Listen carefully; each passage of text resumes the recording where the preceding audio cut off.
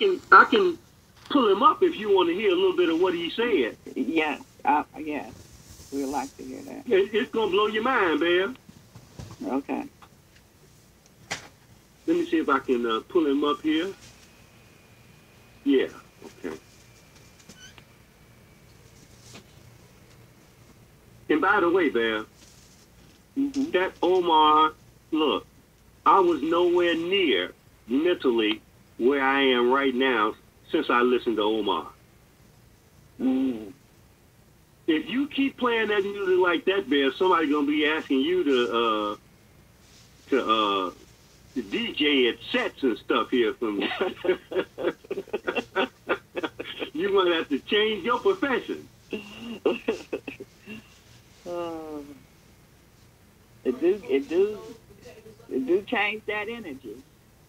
It's something Bear, about just music, that tone, and something about it. Yeah, Spiritual. it just charged me right up, Bear. Now, I don't know about nobody else, but it just literally charged me right up. Okay, here we go. Now, check this out, family.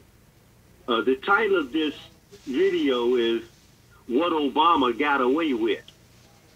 Now, it's a Democrat socialist, died in the war. And he's a comedian, although, he ain't really funny. But anyway, check this out.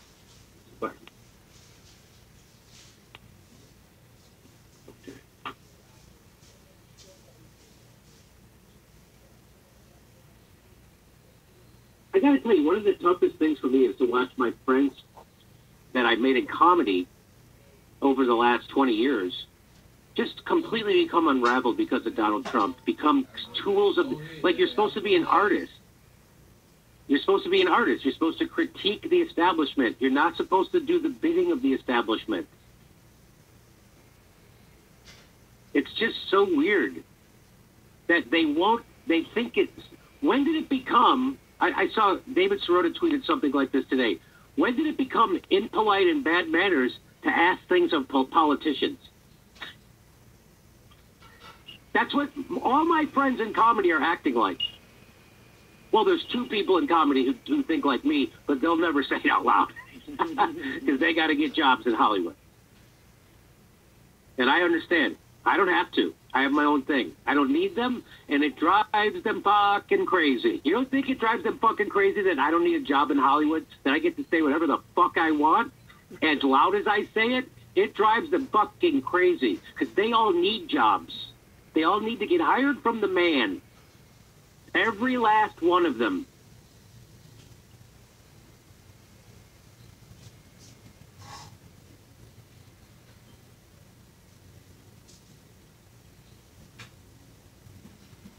It's something. Something is an understatement. It's tragic. It's just nuts. I want people to be better than me. I don't want to have to be a leader. I don't want to have to be the guy who says this shit. I don't want to have to be the guy who shakes everybody up. Why? This stuff seems obvious. You're allowed to pressure politicians to give you things in order to get your vote. In fact, that's the way it's supposed to work. And if you don't do it that way, you end up with a country like this, where 80% of workers live paycheck to paycheck, and nobody has health care, and everybody's out of a job, and they gave $5 trillion to the richest people during Corona and gave you nothing.